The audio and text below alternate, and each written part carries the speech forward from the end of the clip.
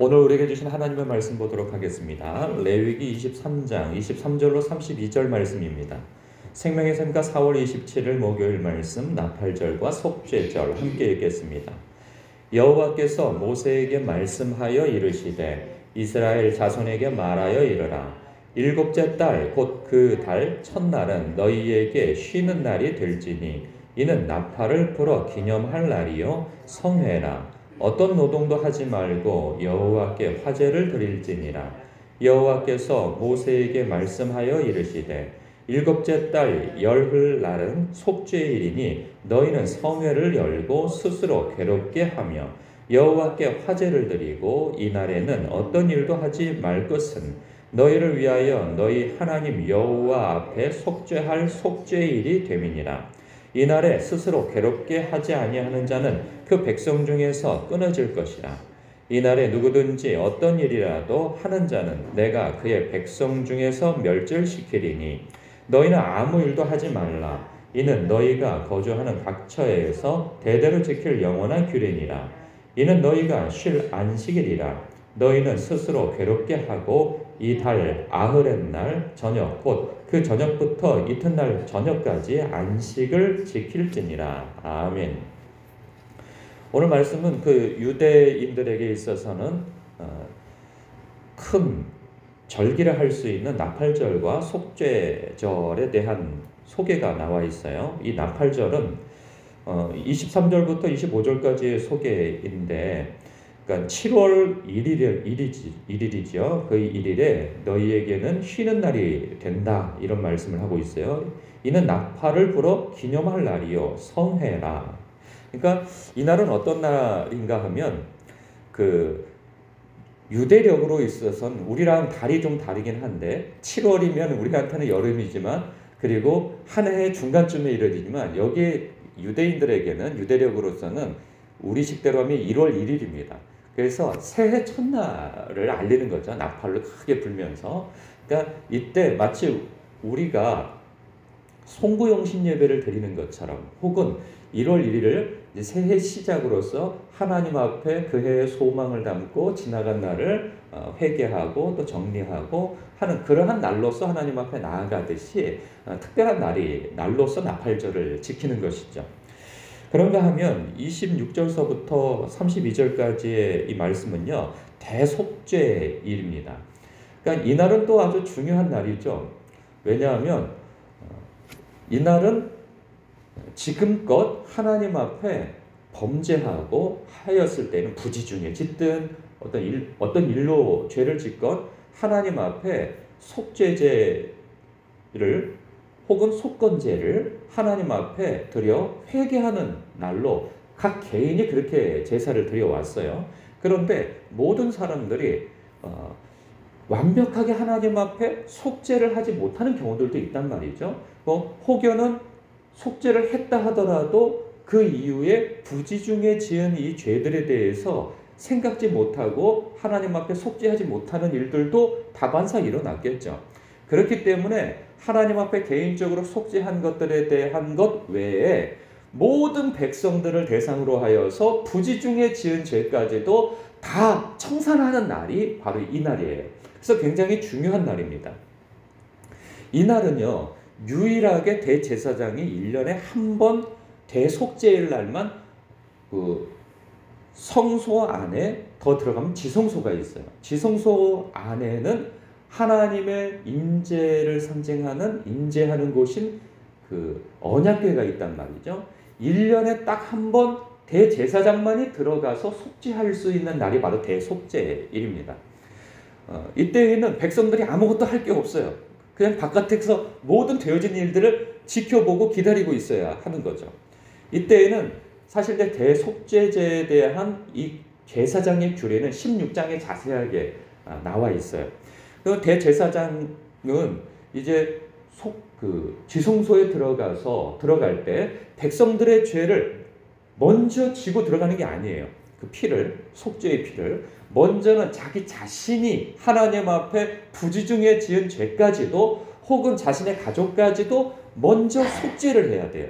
그래서 정결 예식을 하고 그리고 짐승의 피를 가지고 속죄제를 드려야 되는 거죠. 먼저 자기 죄를 회개하고 그리고 난 다음에 그 백성들의 그 속죄제를 지성소에 들어가서 드리는 거죠. 그러니까 1년에 한 번 지성소에 들어가는 날이지만 그날은 총 3번 들어가요.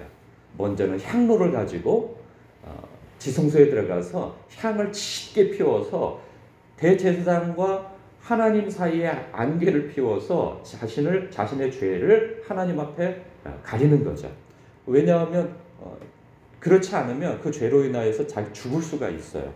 그래서 그렇게 하면 향을 짙게 하고 그 다음에 나아가서 속죄제를 하여서 짐승의 피를 가지고 자신의 죄를 또 속함을 받는 거죠. 2번째 들어갔어요. 그 다음에 또 나가요. 그런 다음에 또 그 백성들의 속죄제를 치르고 그 피를 가지고 지성소로 들어가는 거죠. 이러한 단계로서 3번 들어갔다 나와요. 근데 만약에 그 대제사장에게 죄가 너무 많아서 하나님 앞에 속죄함을 받지 못하면 그 들어가서 죽는 거죠. 근데 본인 문제가 해결되는데 백성들이 죄가 너무 커서 하나님 앞에 속죄함을 받지 못하면 백성들의 그 피를 가지고 그 속죄제의 피를 가지고 들어가서도 죽게 되어지는 거예요.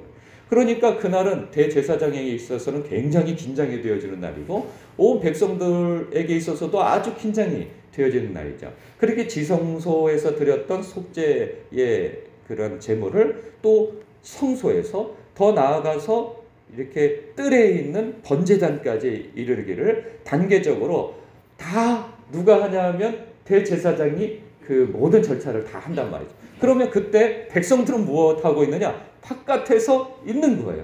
그러니까 자신들이 할 수 있는 일은 아무것도 없어요. 무엇을 할 수 있느냐? 오늘 말씀에 소개되어지는 거예요. 이날은 너희는 27절이죠. 너희는 성회를 열고 성회를 열기 위해서 그 예루살렘에 다 모이잖아요.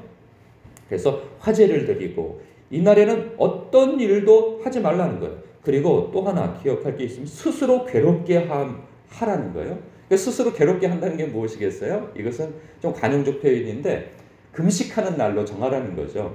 그러니까 안식일이라 하여서 쉬는 날이 아니고 하나님 앞에 스스로를 근신하여서 금식하며 자신의 죄를 돌아보고 바깥에서 안으로 들어가 아무것도 할 수는 없지만 오직 대제사장만이 그 일을 할 수 있지만 바깥에서 지켜보며 자신의 죄를 회개하고 마음으로 중심으로 함께 움직이는 거죠. 대제사장과. 사람이 그럴 수가 있어요. 여러분 예배를 드릴 때 이제는 뭐 우리는 유대인들처럼 이렇게 뭐 대속죄일이 필요한 게 아니죠. 우리 주 예수 그리스도께서 당신이 흠없는 어린 양이 되셨고 그리고 하늘의 대제사장이 되셔서 단번에 제물이 되셔서 이러한 대속죄제를 다 드려버리신 거죠. 단번에 십자가를 지심으로 인하여서 우리는 누구든지 믿음으로 말미암아 이제 의롭게 되어지고 하나님의 백성이 되어졌으며 이제는 누구든지 예수 그리스도의 피의 공로로 말미암아 지성소로 들어갈 하나님의 임재에 바로 개인적으로 들어갈 그런 담력을 소유받게 되어졌고 또한 그런 자격을 받게 되어졌죠. 그래서 누구든지 하나님의 임재 안으로 들어갈 수가 있어요. 지성소 안으로 들어갈 수 있어요. 어느 때이든지 예수 그리스도의 피의 공로로 말미암아. 그런데 우리가 이런 부분을 좀 생각할 필요가 있다고 생각돼요. 뭐냐면 똑같은 경우는 아니지만 이때 백성들이 할 수 있는 일은 아무도 없어요. 아무것도 없어요. 다만 그들은 지켜보면서 금식하고 그리고 마음으로서 이 근신하며 하나님 앞에 대제사장과 마음으로 함께 움직이는 거죠. 이것은 수동적이 되지 말라는 거예요. 마치 우리가 예배를 드릴 때나 기도할 때나 찬송 부를 때 앞에서 인도하잖아요. 오늘도 보면 우리가 새벽 예배를 드리는데 제가 말씀을 여러분들에게 그날 큐티하는 말씀이 있잖아요. 그러면 우리는 저 같은 경우는 이 말씀을 먼저 묵상하고 그리고 전할 말씀들을 정리하고 그리고 여러분들에게 말씀을 전한단 말이죠. 그러면 여러분들은 어떻게 되어져? 이 말씀을 듣는단 말이죠. 그럼 여러분들 이 자리에 나와서 듣는 것도 굉장히 중요한 일이지만 사실 목적은 뭐예요? 이 말씀을, 성경 말씀을 여러분들이 개인적으로 묵상해야 하는 것이죠. 그런데 설교자가 이것을 다 설교를 해버리면 여러분들은 어떤 부분에 있어서는 앉아서 그것을 듣기만 하여 수동성을 가질 수가 있는 거예요. 근데 여러분은 설교자가 전하는 이 말씀을 힌트 삼아서 여러분들이 해석하기 어려운 이 말씀을 여러분들 스스로 그 해석함을 받고 또 묵상을 하셔야 하는 것이죠. 이렇게 적극적으로 예배에 참여하지 않으면 우리는 찬송을 부를 때에도 인도자가 부르는 대로 그냥 수동적으로 따라가게 되어지고, 인도자가 앞에서 대표 기도를 할라치면은 그냥 모든 게 수동적으로 그냥 지나가 버리게 되어지는 거죠. 그런 부분에 있어서 우리가 예배에 참여할 때 마음으로서 참여해야 한다는 것이죠. 그래서 앞에서 인도할 때 자칫 우리가 몸은 와 있는데 정신은 딴 데 두루 신방하고 돌아다니는 그러한 일이 있어서는 안 된다는 거죠. 그래서 하나님 앞에 예배 드릴 때 내가 수동적으로 그냥 이끌려가는 것이 아니고 적극적으로 예배에 참여하는 성도가 되어져야 한다는 것이죠. 우리가 그러한 마음가짐으로 찬송할 때, 기도할 때, 말씀이 선포되어지고 읽혀질 때 우리가 적극적으로 하나님 앞에 예배하는 자리로, 그리고 마음의 지성소로 들어갈 수 있는 저와 여러분이 되셔야 하는 것입니다. 특별히 말씀, 이 의도는 우리가 새벽 예배에 말씀을 선포하는 이유는 여러분들이 스스로 이 말씀을 읽는데 도움을 받으시라는 것이지, 제가 다 해석해가지고 여러분들에게 전한 말씀을 여러분들이 그 듣는 것으로 끝나버린다면 여러분 큐티하는, 이 말씀을 묵상하는 습관을 가질 수가 없습니다. 수년을 앉아서 여러분 말씀을 들어도 여러분 스스로 묵상을 할 수가 없게 되어져요. 이런 부분에 대해서는 제가 늘 고민하는 바인데, 여러분들 이렇게 말씀이 선포되어져도 따로 여러분들이 이 말씀을 읽고 묵상하여서 여러분의 하나님으로부터 말미암는 그 음성을 들을 수 있는 여러분 되시길 주님의 이름으로 축복합니다. 기도하겠습니다.